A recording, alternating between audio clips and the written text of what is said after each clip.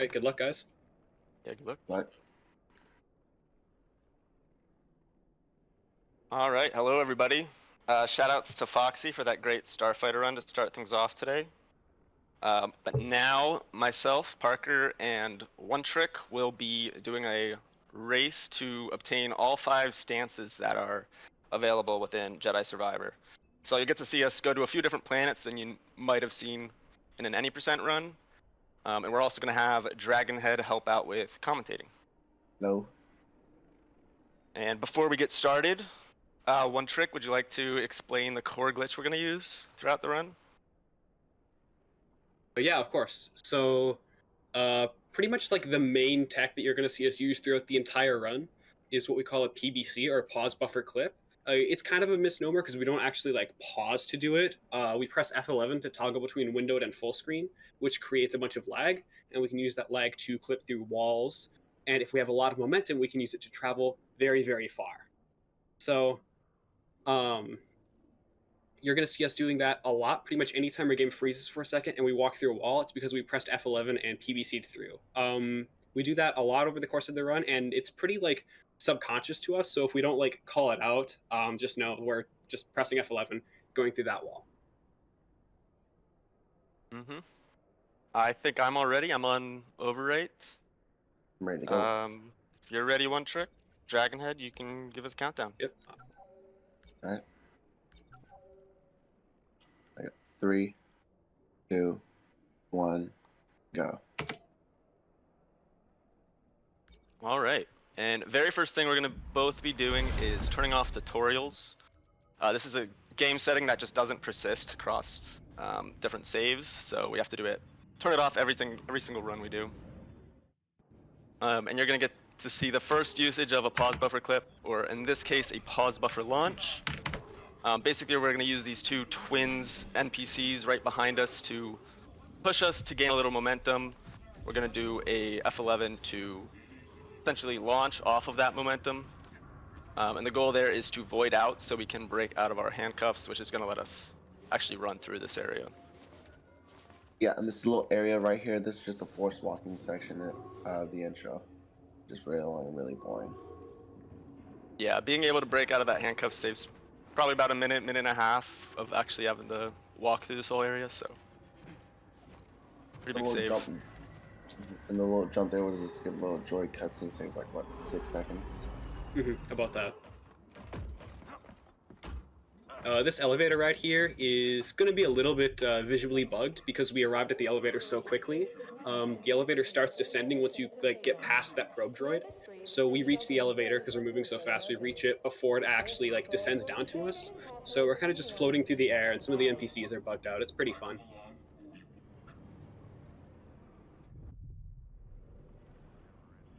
You gotta let him call you. Yeah, and this is just like a forced cutscene, so to say. But towards the end of this, we will have an actual cutscene that will, right after skipping that, we will be attaining the first 2 stances of the run, the single blade stance and the double blade stance. You're only actually going to get to see us use the single blade stance because there's one tech that we can do with one of the abilities on that stance, and just makes it the fastest stance to use.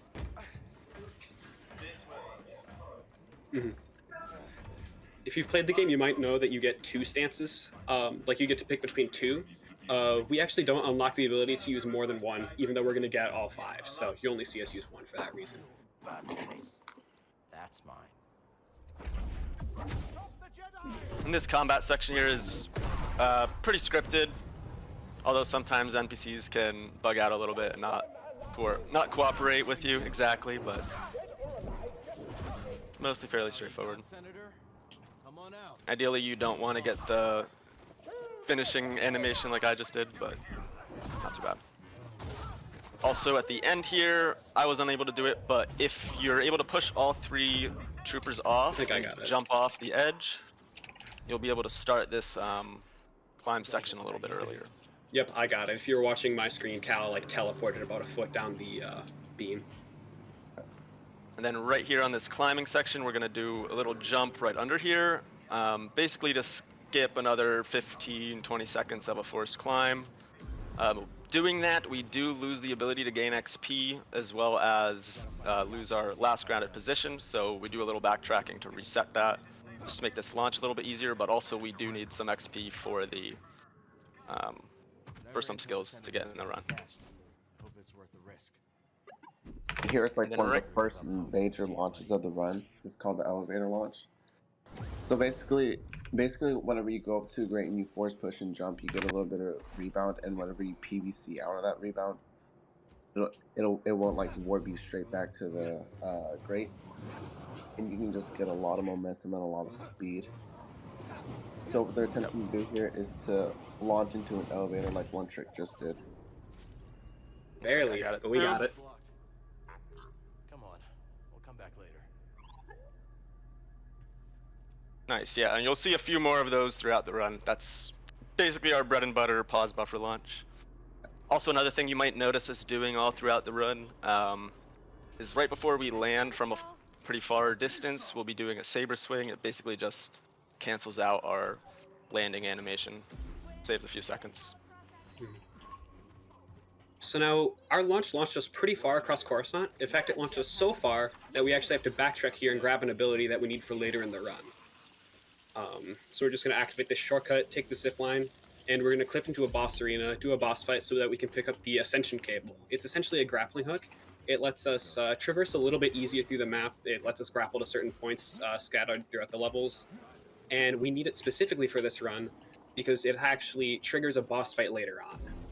If we didn't need to do that boss fight, we would actually have ways around the Ascension Cable. But because we have to do the boss fight, we have to come back here and get the Ascension Cable. And that boss fight is where we're going to be getting our next stance, the dual wield stance, which we should be getting around a few more minutes from here. Yep, we already have the single-bladed and double-bladed lightsaber stances. The game gives them to you right away. Don't think he was a fan of you either. Aren't we all?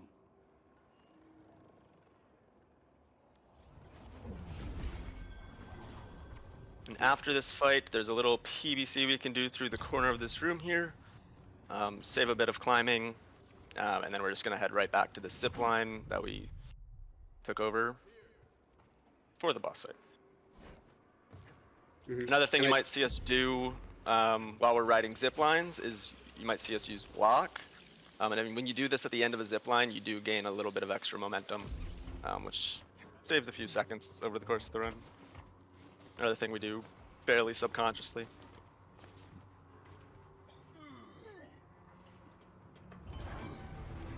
Just tried to jump onto the grate early as it was falling, but ended up spiking myself into the void instead. Oh. Here, this. Oh, you got it. Okay. Here they have to go onto the yacht. Here they have to go onto the yacht to get the senator. And now you can just skip this pretty easily. But the only reason they have to do this is to trigger the boss later to get a stance. Exactly. If we don't do the yacht, we can't get the boss. She'll just won't be there. Oh, but if you're looking at my screen, you can see we got a visual bug. We got the double yacht. Oh, yep, I got it too. That can happen sometimes as a side effect from elevator launch. Yeah, I'm pretty sure it's because the game does not expect you to get to this point this quickly, so normally that yacht that's floating over in the distance over there is it will end up where we're standing right now, and then there will only be one. I grabbed onto the grate a little bit early, so Gabs never actually turned off this vent, so I had to do a little bit of parkour to avoid getting cooked medium rare there. And now, time for me and my lovely assistant to show you how it's done. So everything from this point through the yacht is essentially just another cutscene. There's some very minor things that can speed it up, but for the most part, it's just a cutscene. When actually talking with the senator, there is an illusion of choice here. Both dialogue options will yield the same results, but if you do the reward dialogue, it is a shorter dialogue section, so it's better for speedrunning. Did we ever figure out if different languages make this faster or no? I'm not sure if anyone took the time to figure that one out, but Yeah, I'll put that on the to-do list. There's so few dialogue sections that it's... Yeah, this might be one of the only categories outside of like 100% that would actually benefit from something like that. Right. He'll kill me. Oh, I don't know about that. Depends on whether you cooperate. That's a skill senators. So now that we've left the yacht, we're getting dropped into Undercity Meets here. This is pretty much just like a straight line POI that will take us to the boss fight at the end, where we'll get the third stance, the dual wield stance.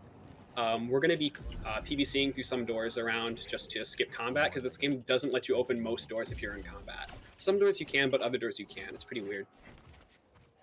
Right, so these doors specifically are doors that you would use BD1 to slice to open, and you're not able to do any of BD's functions without killing all the enemies in the area.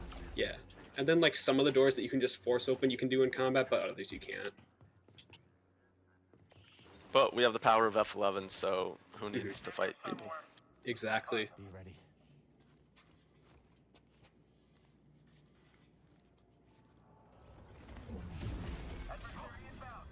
Oh, almost caught the cycle in this room. These little hanging things are on a bit of a cycle, so if you get to the room on a good time, you can save a couple seconds because you don't have to wait for another thing to arrive.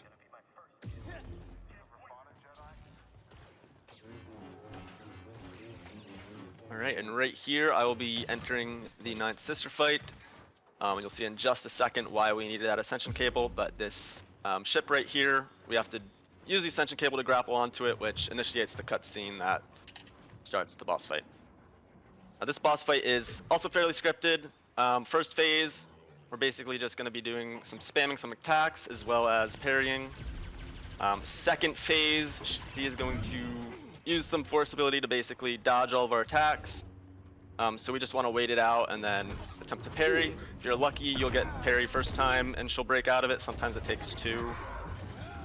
I think also if you miss them, then eventually she'll just get bored of doing that and stop doing that. And then the final phase, we'll actually get our dual wield stance, and we're just gonna spam attacks the whole time. She's gonna try to do that force ability again to dodge attacks, but we just want to keep spamming, and then we'll get this prompt here to use this automatic parry. If you wait and aren't attacking her, that will take a lot longer to get for that prompt to actually appear. There we go, that's the 3rd stance.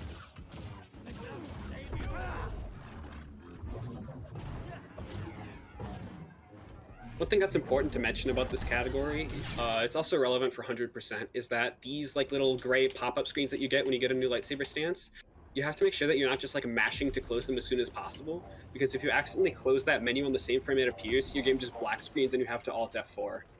So you want to make sure that you are closing the menu in reaction to it popping up, not just like spamming. And that's going to be relevant for all 3 of the menus like that we'll be seeing. Yeah, hopefully neither of us do that, because that is the end of a run for sure. You're expecting me to use it like that. Vote Bravo. And then after that stance, we're basically just gonna be finishing out Coruscant. There's a few little PVCs that we can do, as well as a very precise jump that I'm about to try. Good luck. Yeah. Yeah, so you can actually jump onto this lamp, and if you time it right, you can just reach that grapple point. I missed it. It actually only saves about 5 seconds, so if you have to try it a few times, you're gonna end up wasting more time than just climbing the rope. So yeah, one of the guys was in my way, so I didn't even bother. A small series of 3 PPCs here to skip basically a trigger that's going to spawn in a ton of enemies here. Now we only have to fight a handful, which makes this final fight a lot faster. And then this last combat is also very scripted. We basically just force push all these guys out of the ships. And then the last set of 3 enemies is also pretty simple.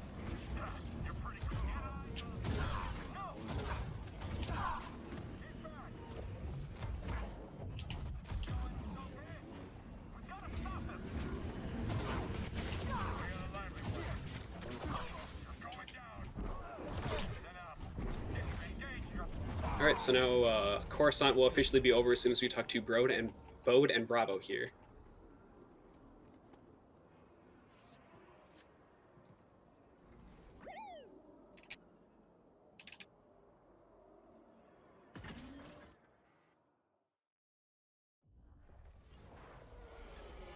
Parker, was that our closest Coruscant yet? It might be, yeah. Nice. Neck and neck.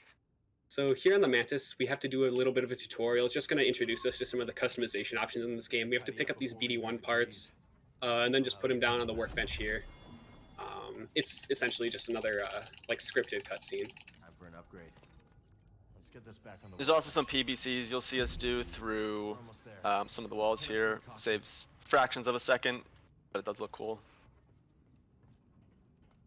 Assuming you get them. If you miss them, it makes you just look like an idiot, but...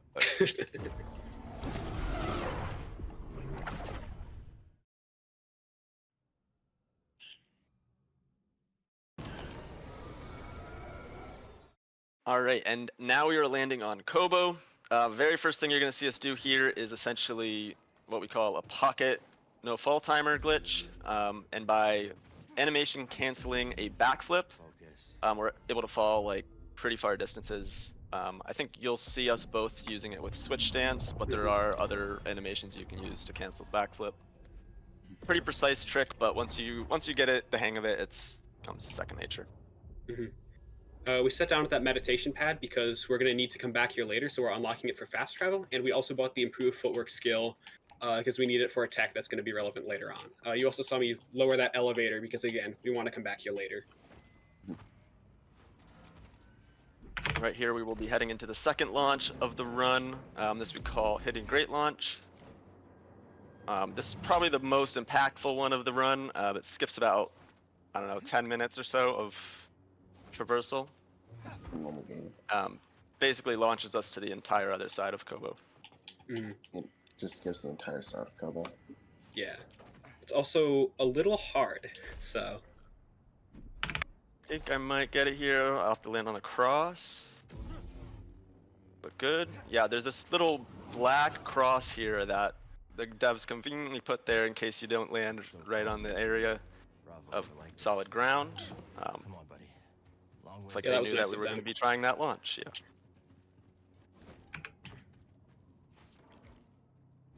And right after we land that launch, we're basically going to be heading straight to another one.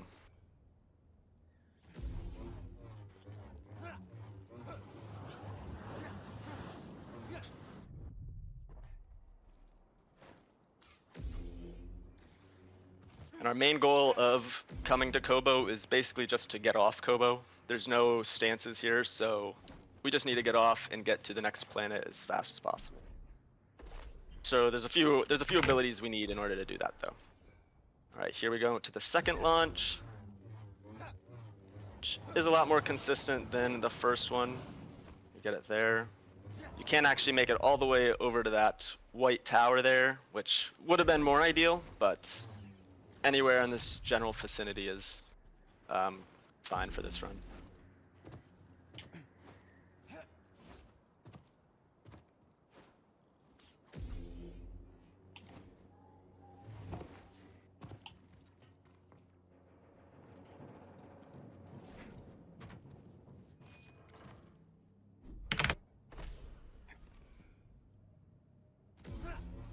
How's Hitting Great going? Not great. Not great. Yeah, this PBLs can be very inconsistent, especially between different systems, and even on the same system if you're using like different software, it can completely change the timings. Nah, it's not even a so it hidden is- great moment. I'm just choking the timings. All good. Okay. It is a very difficult trick to do though. Yeah, the inconsistency with these launches is actually the reason why, if you look at our main boards, a lot of the like full game categories have a category split between unrestricted, which allows all PBLs, and restricted, which bans all of them. And I'm pretty sure I got this if I hit the cross here. I should. Nope, way off. Okay. Oh dang.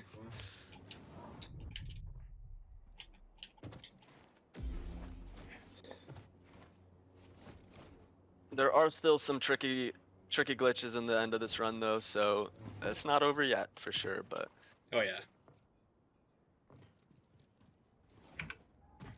right up here you're gonna see me try what we call assault rift jump, and it's surprisingly way more precise than it looks. Essentially we're just gonna jump off this edge here over this gap. Saves about 1.5 minutes of otherwise fairly tedious platforming.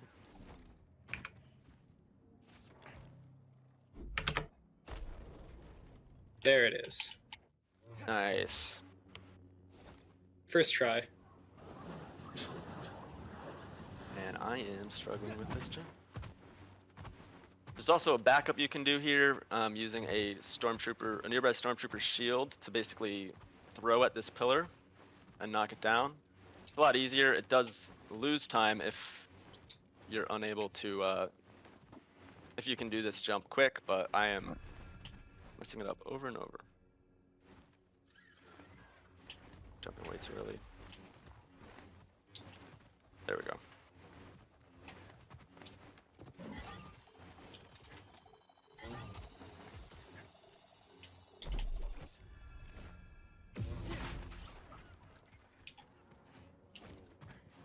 Basically, where we're heading to right now is to the Relter tame ability. There's these little bird things that you can fly around on. And unlocking that ability is a prerequisite for being able to unlock the Neko tame ability. And the Neko is going to be how we're actually getting off this planet. So, very important thing to get for this run. Unlocking the tame ability, on Kobo is something pretty interesting later on in Jedi. Right.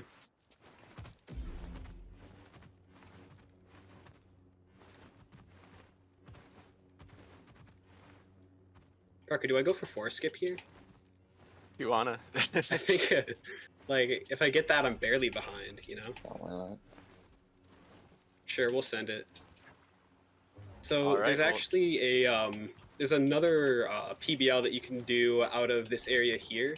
It's very difficult, so Parker and I agreed like not to do it if it's close. But because I'm behind, I'm gonna give it like 1 or 2 tries because it saves. It's probably like the second. Probably saves 2 minutes or so. Yeah, like 2 minutes. So it's pretty good. But the stop block potential is pretty high. So yeah, it's also the probably the most precise loading trigger you need to hit.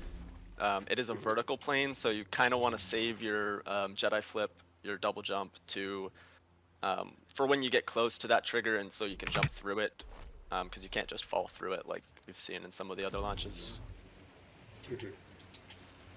I'm gonna try it one more time, and then I'm just gonna go the normal way.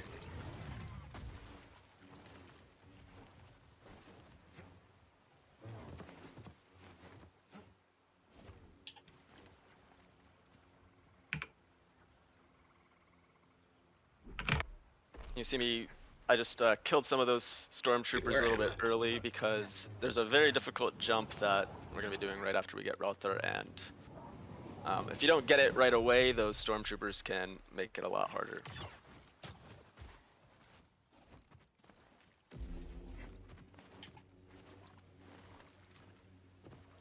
Alright, I did not get force skip, so I will just be going the normal way. There's definitely still, like, time save to be found here.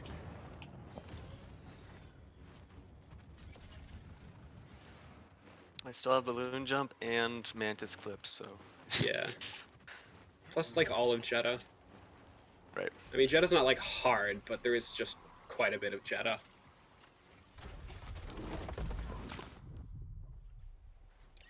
Alright, after getting Relter, we're just going to ignore the Relter completely. We're never going to use it. It's just a prerequisite for a different ability. And over here, you can see this like floating balloon thing. Normally in the game, you wouldn't be able to interact with these until much later when you get the upgraded Ascension cable.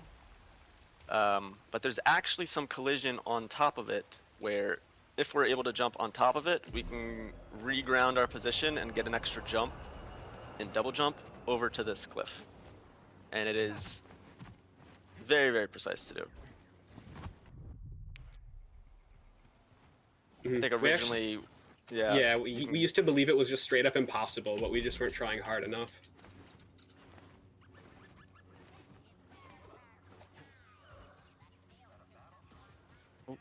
Almost.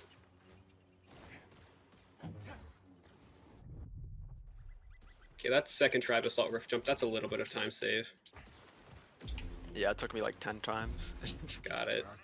Oh, and there we go. There's balloon Very jump. nice. We're gonna grab this med point because we're gonna come back here in just a little bit. We're actually gonna use a death warp to basically return back to this, since when you die in this game, it loads you back at the last med point you saved at. Catch what they were shooting at? Spy droid. And So then right up there, here, where my game started lagging, is where I would have landed if I hit forest skip. Sorry for talking over you. no problem. It saves a lot of time. That jump, that skip. Here we're unlocking the ability to use Neko Tame, which is this horse-looking creature.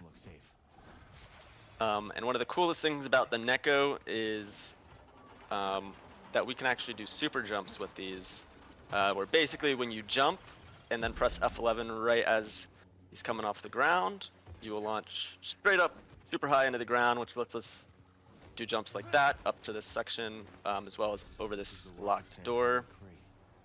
And it's actually going to be how we're getting off of Kobo, and you'll see how that works in a little bit. It's hard to breathe.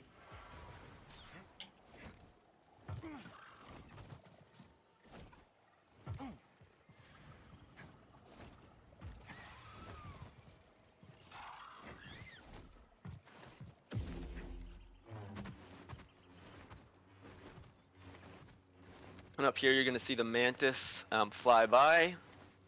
However, because we skipped one of the main bosses of this game, the Mantis technically isn't over in that location, and it's still where we crashed on Kobo.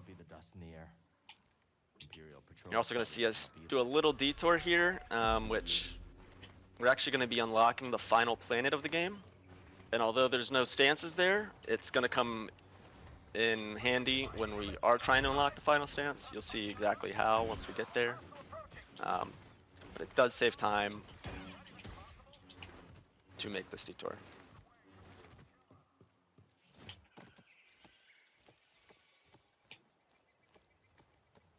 Right here there's actually a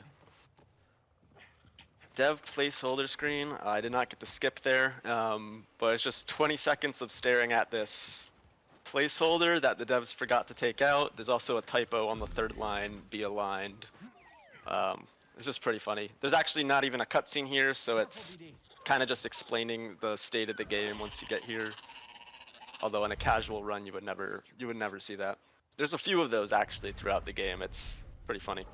Mostly like in ceilings and stuff, right? Like there's one on Coruscant. This isn't the time to Yeah. There is a way to skip it by spamming menu open and close. Maybe one trick will be able to get that, and that's another 20 seconds of time save there. That would be ideal.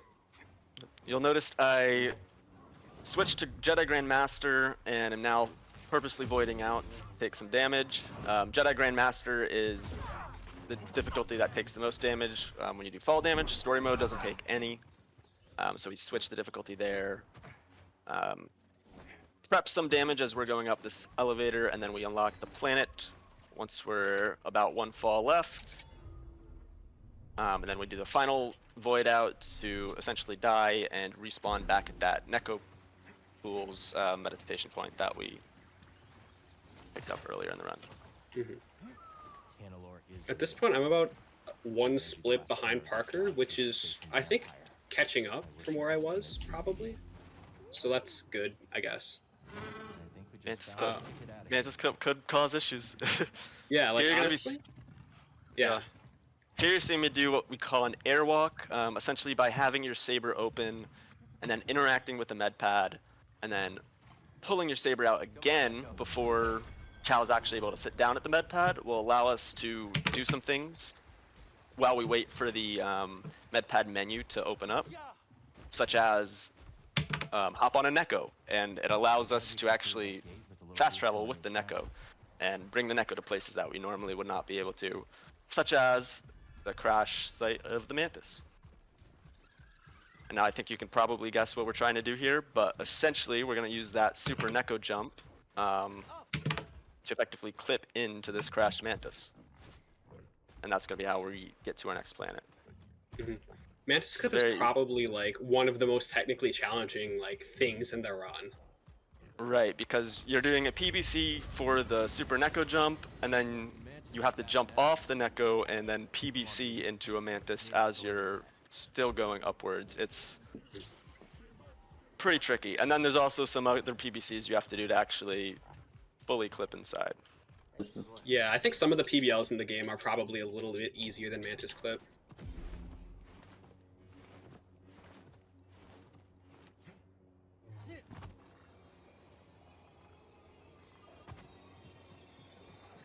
Yeah, this used to be used in the any percent route, but there were some discoveries that let us skip this, and it was like one of the best days of the run, at least in my opinion, because I despise doing this run, because it's right at the end of the run and could cause There you go. the end of a run if you cannot get it. And yeah, there we go. We got into the Mantis, sort of. There's still a PBC I need to do here in order to actually flip in so I can interact with the holotable and fly away, and there we go. Now we're able to fly to Jeddah to get our 4th lightsaber stance.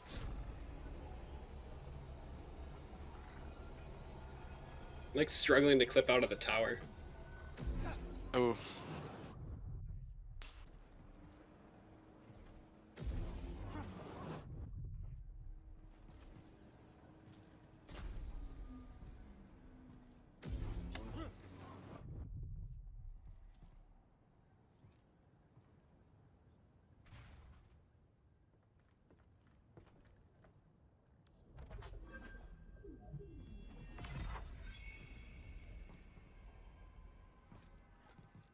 Hello? Grease does tell us to interact with the holotable there, but because we've completely sequence break this game, we actually don't need to sit there. We can just sit down up here.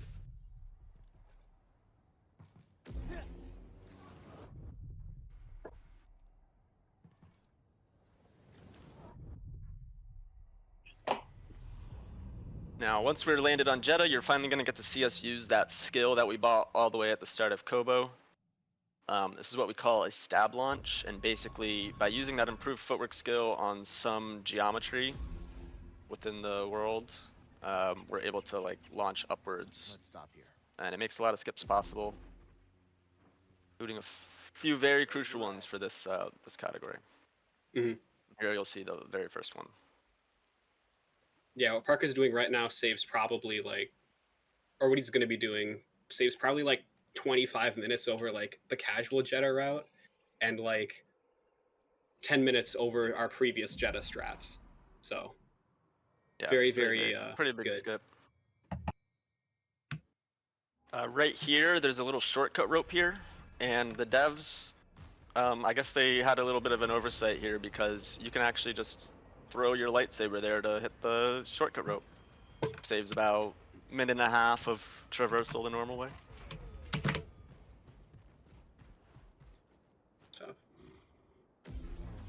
And then right here was that that big time save we were talking about. But basically, we're trying to get up to the top of this pillar here. You can't climb up this slide, and even if you were able to, there's a invisible wall there that is seemingly impossible to PBC through. So we're gonna launch over it instead. Actually, a series of 2 of these stab launches. And these launches just skip the entire first part of Jeddah where you have to tame the Spammel. Right, so there's another creature that you have the ability to tame called Spammel. But it's actually technically the same ability as the Neko tame ability, so we're just able to use him. Even though we never interacted with him, never technically learned the ability.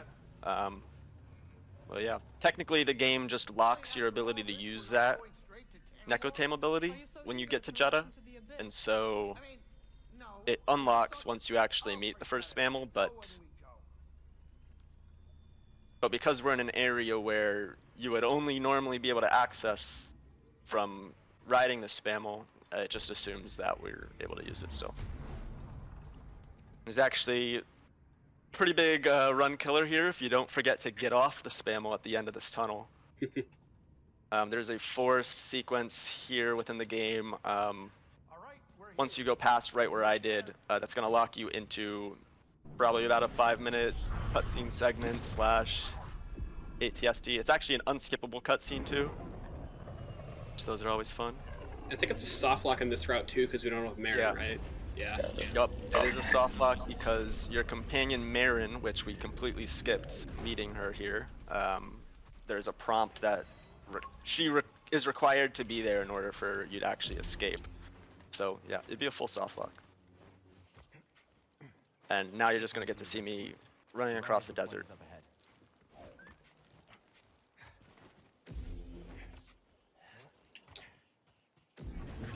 Basically heading to the archive, which is where Seer from the Jedi Survivor, or sorry, from Fallen Order is going to be held up.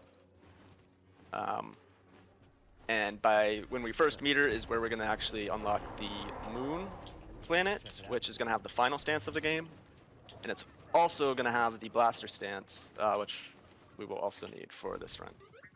Let's stay off the sand, buddy. Don't want to end up a snap. Yep, and I think Parker has a good enough lead, and there's like not really a huge potential for things to go wrong for him from this point forward, so he's probably going to take this one home. Congratulations. Yeah, GG's. Assuming I don't crash or something, but... Yeah, like barring disaster, you should have it easy. The last like 5 minutes of the run is basically auto-scroller. Pretty much. Funny part about this is because we did Jeddah so weirdly, this whole archive area is deloaded, so we just need to take one step backwards to load it in once we get in here. And then this is like about 30 seconds to a minute of kind of a forced walking segment.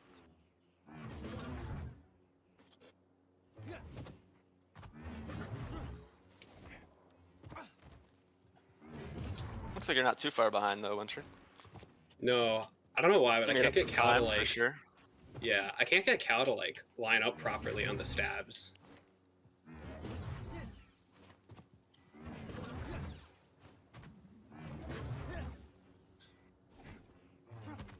There it is. Like honestly, I feel like it was like just Hidden Great. Like without Hidden Great, this would have been a really close race. Probably, yeah. Yeah, I think you probably had a faster Mantis clip than I did.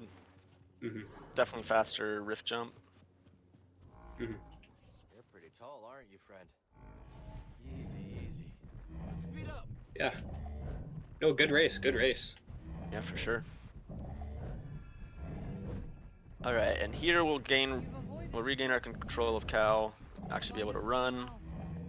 Like I said, we're just gonna basically be going to meet Seer here, and she will unlock the planet Shattered Moon. I guess it's a moon, not technically a planet, but Going our separate ways. I understand. Spammel friend, can you go any faster? it's also a prerequisite for the unlocking the blaster stance, which we'll be doing very shortly too.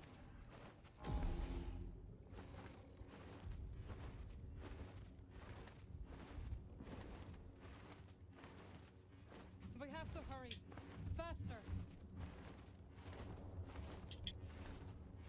Blaster. And now you'll actually get to see us use Tanalure, which we unlocked earlier. Also, brief spoiler alert that by flying the Tanalure there, you are going to see some pop-ups on the right-hand side that will spoil some parts of the story. Yeah, that's just gonna be a thing until like the end of the run. Yeah. But basically, flying to Tanalure from this location causes basically a wrong warp. It's setting the game in the end state, where basically the entire archive has been under siege. and our mission is expected to go fight Bode. It also unlocks all the other planets that we don't have, as well as sets some of the planets in their endgame state, which unlocks some shortcuts and stuff. Which that's the main reason we do this, is because it's going to unlock a shortcut on Moon right at the beginning of where we land that basically lets us skip the entirety of that planet and just take a short zipline ride over to the crossguard stance, which is the final stance of the run. Yep, and I'm just entering archives now, so not super far behind. Should still be underestimate.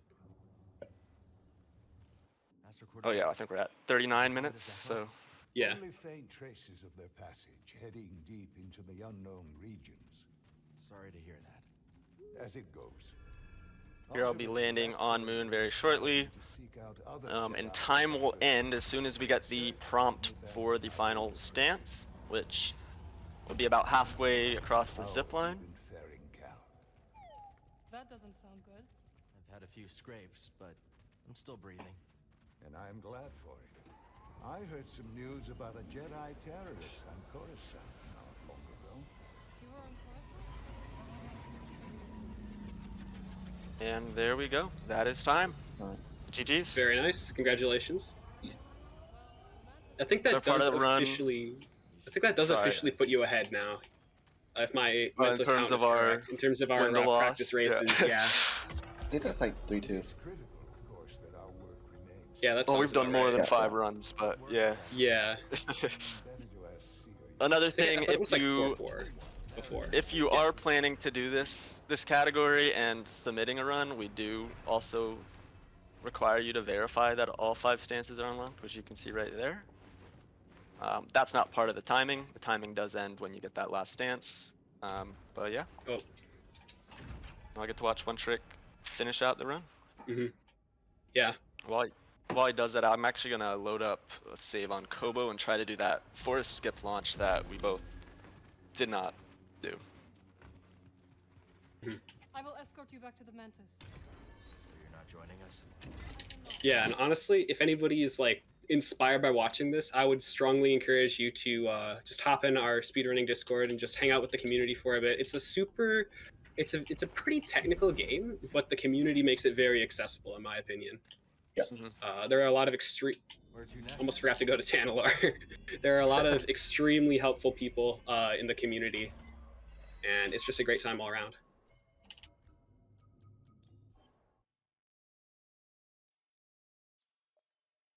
I might have got the backup.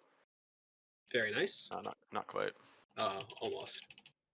Yeah, as you can see, Forest Skip is by far it might be one of the hardest launches like in the game as a whole. I don't know if like one of your like no early Tantalor launches you think is more difficult, but the one that skips the Imperial post with Rick is like that one's pretty tough. But but yeah, this is probably second hardest. Yeah. No sweat.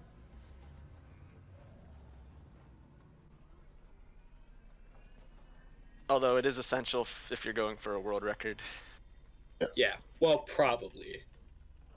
For this category, probably. For any percent, absolutely. Oh yeah, for sure. I actually launched completely backwards. That's like the worst place to land. Like all the way back in Pygon. Yep. Yep.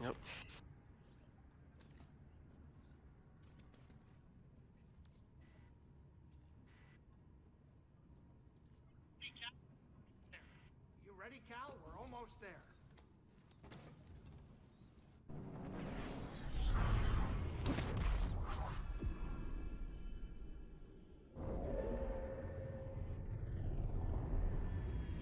All right, and here we are landing on Shattered Moon.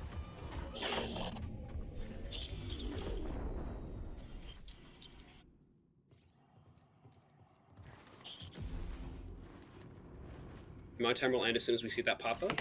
There it is. There you Why go. is my timer not? The timer didn't stop. And unfortunately, you didn't get to see us do this forest skip, but yeah, that is this run. That is the all stances category. GG's, One Trick. Yep, thank you. Yep, good race. I don't know Do if you you have guys had any- anything to shout out, but I did want to shout out that if anybody's interested in seeing more of this game, Slice is going to be doing a 100% run to end out the marathon. He's going to be doing that overnight tonight. It's an 8-hour run, so you're going to get to see pretty much everything this game has to offer if you stick around to watch that. But yeah, other than that, I think I'm all set, guys. Yep, I'm set too. I'm good. All right, I guess BMAC, you're good to cut us whenever. Yeah, and enjoy the rest of the Kessel Run.